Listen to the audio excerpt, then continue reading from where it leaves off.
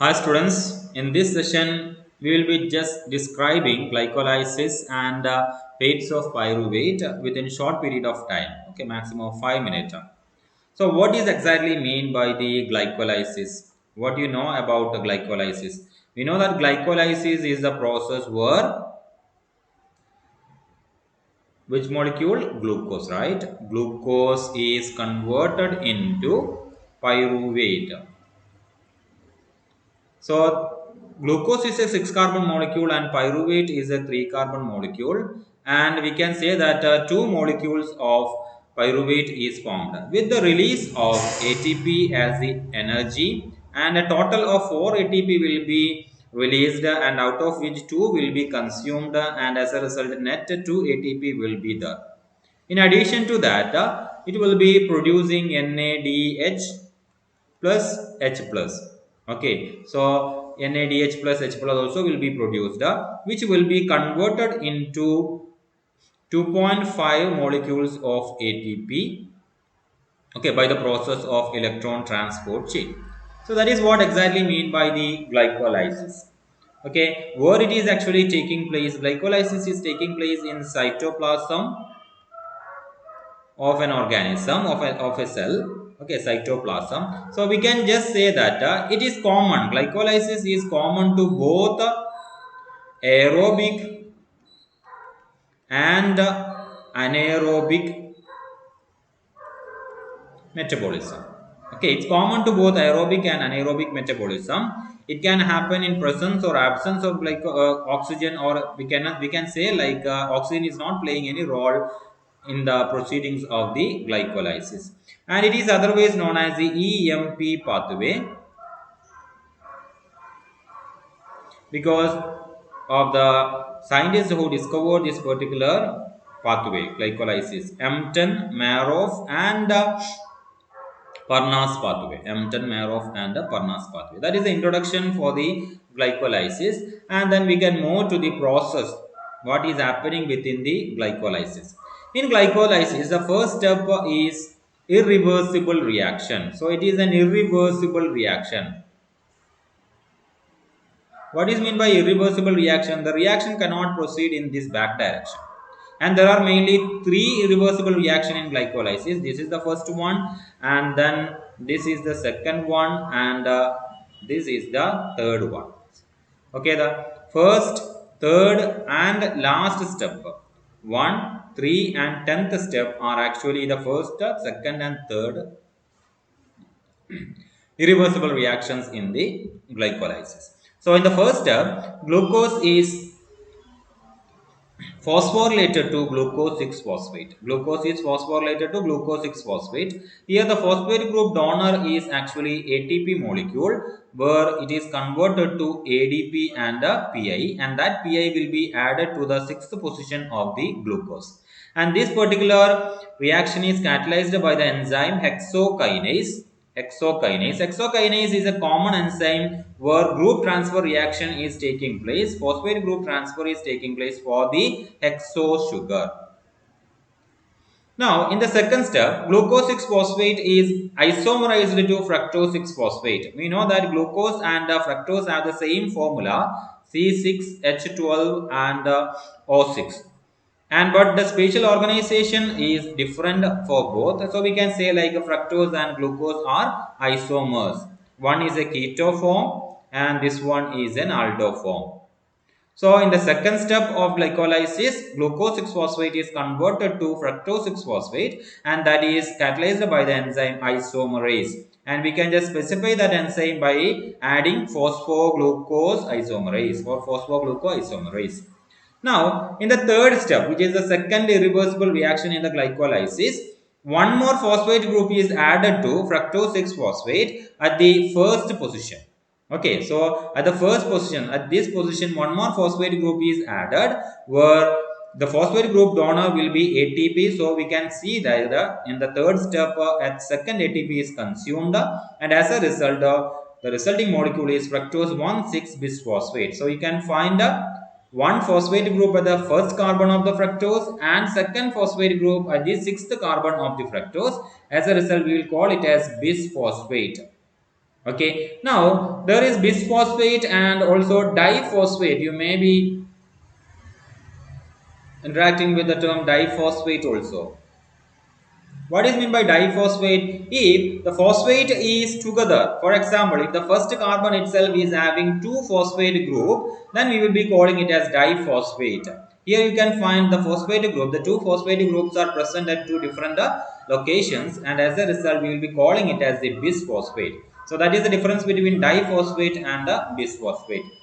Now, in the next step is a splitting step where the 6 carbon glucose, okay, 6 carbon fructose 1,6 bisphosphate is splitted by the enzyme aldolase enzyme into two 3 carbon compounds. Okay, two 3 carbon sugar. What are the two 3 carbon sugars? The first one is the dihydroxyacetone phosphate, which is a keto trio sugar. Keto trio sugar. Why it is triose? Because it contains 3 carbon. And the second, third carbon, 3 carbon compound is glyceraldehyde 3 phosphate, which is actually an aldotriose. Okay, so that is the fourth step in the reaction where fructose 1,6 bisphosphate is splitted into two 3 carbon sugars, that is dihydroxyacetone phosphate and glyceraldehyde 3 phosphate. It is catalyzed by the enzyme aldolase. Aldolase enzyme is actually cleaving the fructose 1,6 phosphate non-hydrolytically. Okay, non-hydrolytically. That means without the addition of water. So as a result, we can see aldolase is an enzyme which belongs to the class lyase. Okay, now in the fifth step, an isomerization is taking place. Okay, an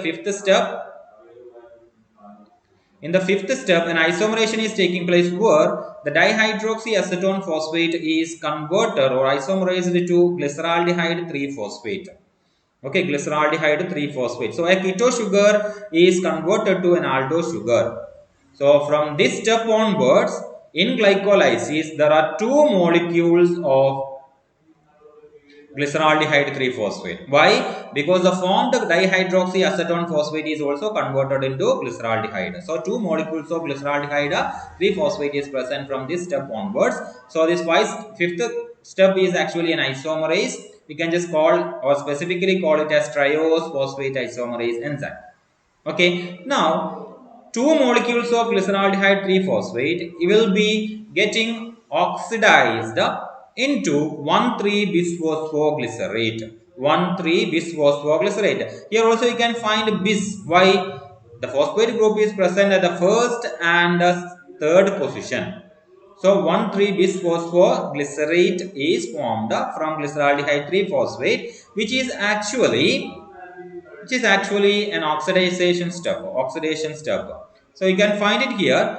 An oxidizing agent NAD plus is converted to NADH plus H plus, which is reduced. We can just say like NAD plus is getting reduced to NADH plus H plus, and glyceraldehyde 3 phosphate is getting oxidized with the phosphorylated state to 1,3-bisphosphoglycerate. So one more phosphate group is added to the first position of the glyceraldehyde. So that's how it is forming 1,3-bisphosphoglycerate. Here there is no ATP that is being utilized. Instead, an orthophosphate is utilized for the addition of phosphate group at the first position.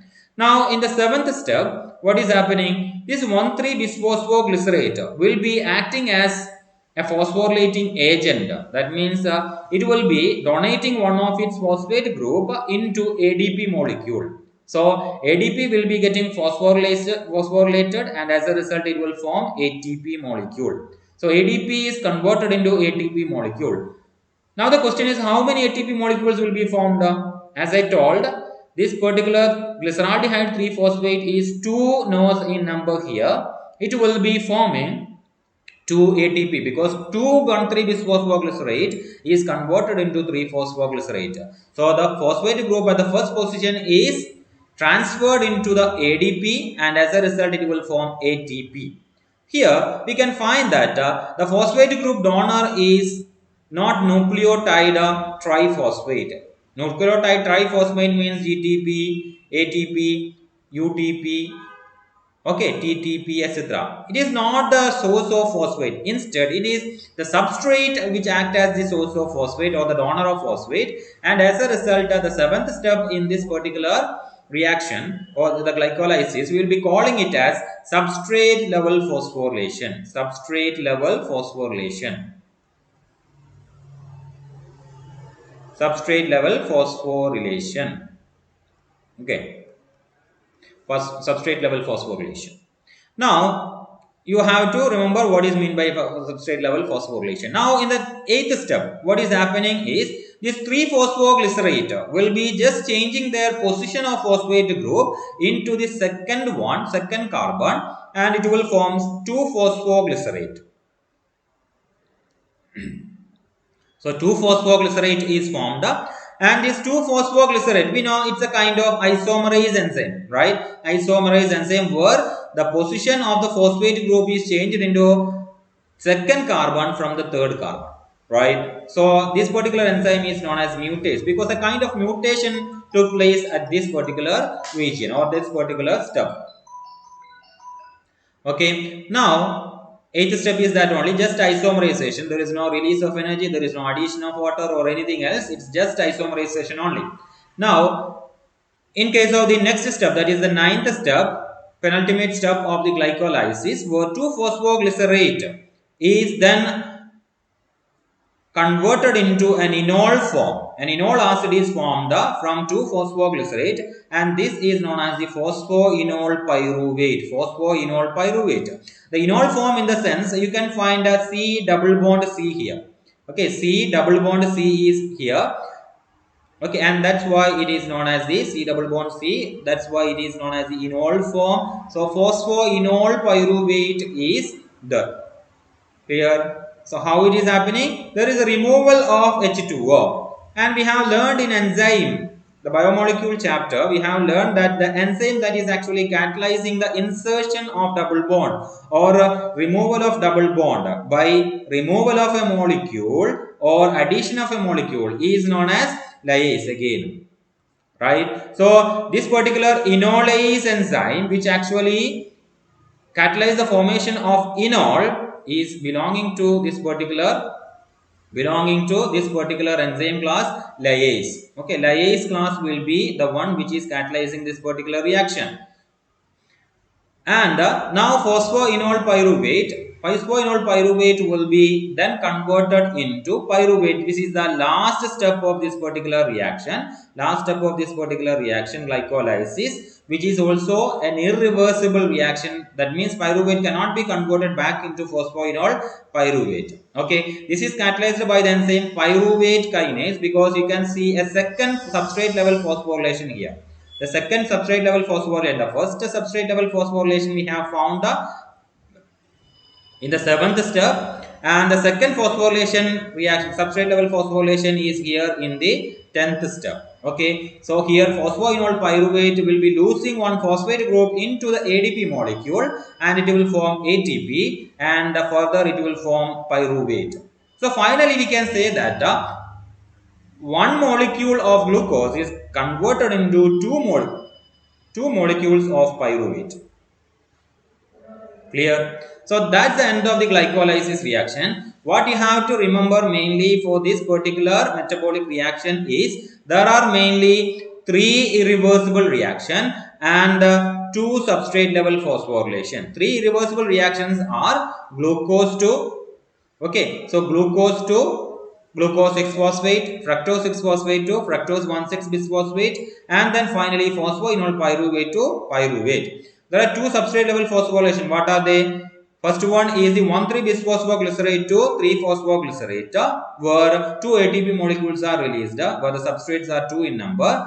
And the second substrate level phosphorylation is phosphoenol pyruvate to pyruvate, where two ATP molecules are again formed from the 2 substrate into the 2 product. So that's about the glycolysis. Okay, so we can see that in glycolysis ultimately what is the energy balance? We can say 4 ATP molecules are formed. 2 NADH plus H plus molecules are formed. And out of these two 2 ATP is already utilized. In which step? The first and third reaction. Okay, so 2 ATP molecules are released in utilized in this particular step and this particular step. Clear? So as a result, finally, ultimately, how many ATP will be there? Only 2 ATP will be there, and 2 NADH plus H plus molecules are formed. Now, this particular pyruvate will have a different fate. One of the fate is the lactic acid fermentation. Okay, lactic acid fermentation. This is taking place mainly in bacteria and also in case of the skeletal muscle. So let us see the reaction. So in the pyruvate that is already formed as a result of glycolysis will be undergoing a reduction process. Okay, this particular one will be undergoing a reduction process. This one will be undergoing a reduction process. It's a keto acid and it will be forming a normal acid lactate. So what is happening? The reducing agent here is the NADH plus H plus, which is actually formed in which step of the glycolysis? You can find it here, right? So in this particular sixth step, we can see one NADH plus H plus is formed. That will be utilized as an energy or the reducing agent, and as a result it get oxidized to NAD plus, and it is actually reducing the pyruvate into the lactate. Clear? So that's what happening with one of the fate of pyruvate to lactate. It is taking place within the skeletal muscle and bacteria. And in case of the skeletal muscle, you can find if you are just continuously performing the exercise, lactic acid will get accumulated within the muscle, and that will be resulting in the pain of skeletal muscle. So pain due to continuous exercise is actually due to the accumulation of lactate. That is the one of the fate of pyruvate. So it's anaerobic fate. Okay, it is anaerobic fate. This will be formed only when the oxygen level is very less. Now in the second fate, it is a alcohol fermentation. Okay, alcohol fermentation. Alcohol fermentation, what is happening? Pyruvate will undergo a decarboxylation. So this particular carbon dioxide part will be removed by an enzyme called pyruvate decarboxylase, and as a result acetaldehyde is formed. Now this is a 3 carbon molecule and acetaldehyde is a 2 carbon molecule. So acetaldehyde CHO will be formed. Clear? And this CHO will undergo a reduction process. Acetaldehyde will undergo a reduction process, and as a result what is happening? It will form an ethanol, CH3 CH2OH. So this H and H plus will be added to this particular carbon, and at this particular position. As a result, this bond will be breaking. So that bond will be utilized for addition of one more hydrogen here. That's how CH2OH is formed. CH2OH is formed. So that is catalyzed by the enzyme alcohol dehydrogenase, and this is known as the alcohol fermentation, that is mainly carried out by bacteria, and you can find this in some plants. Okay, so this is the second phase of the pyruvate, and that is also an anaerobic phase. Anaerobic. So lactic acid formation and ethanol formations are anaerobic phase. Now coming to the third phase of pyruvate, which is actually what? Aerobic phase. Aerobic phase. In case of the aerobic phase, you can find in presence of enough amount of oxygen, the pyruvate will be transported into the mitochondria for the aerobic metabolism. And this particular step is actually a linear reaction between glycolysis and Krebs cycle. Okay, like glycolysis and Krebs cycle. So what is happening here? Pyruvate will undergo an oxidative decarboxylation. What is happening here? An oxidative decarboxylation is taking place. Oxidative decarboxylation. And as a result, acetyl coenzyme A will be formed. And the donor of coenzyme A is actually SH-CoA. We will be just calling it as SH-CoA. Acetyl coenzyme A. The coenzyme A donor is this one only, because it's coenzyme A only. Clear? Now, what is mean by oxidative decarboxylation? You can find, okay, so you can find here,